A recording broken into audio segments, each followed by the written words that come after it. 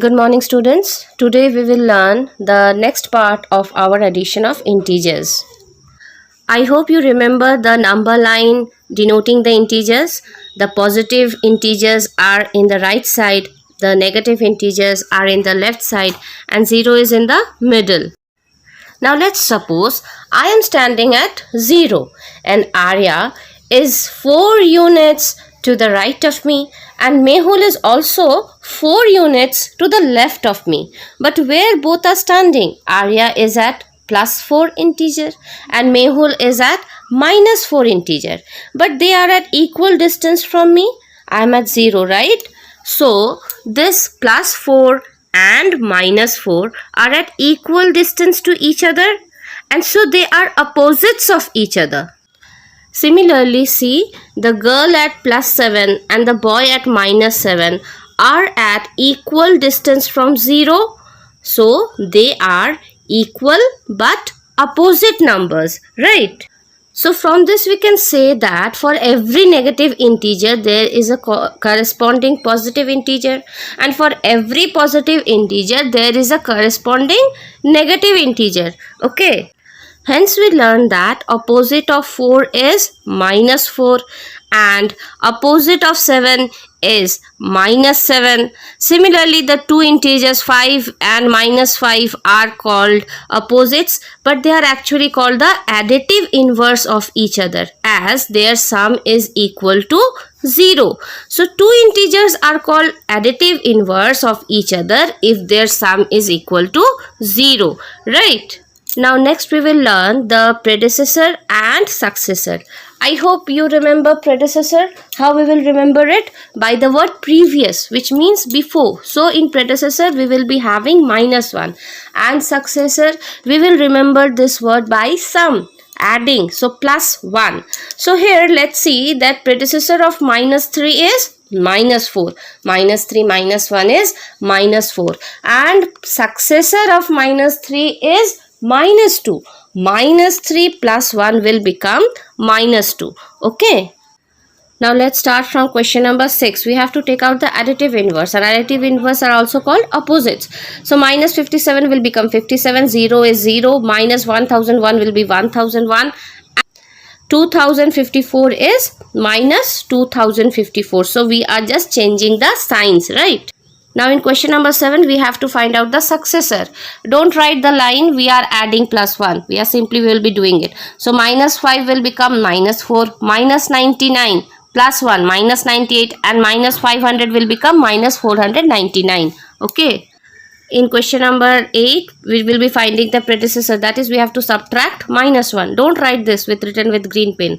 -8, -8 -1 will be -9, -141, it will become -142, and -300 will become -301. Okay, rest you will be doing the sums. Now in question number 9, we have to simplify. So please don't write it, but what we will do, we will arrange the same signs together. So -7 plus -9 plus -16.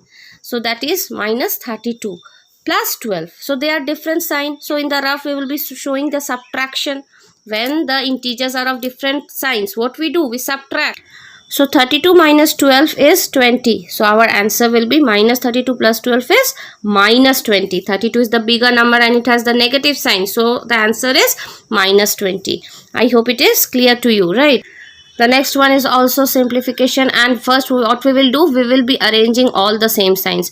Please observe here that all the negative integers are written with the small bracket.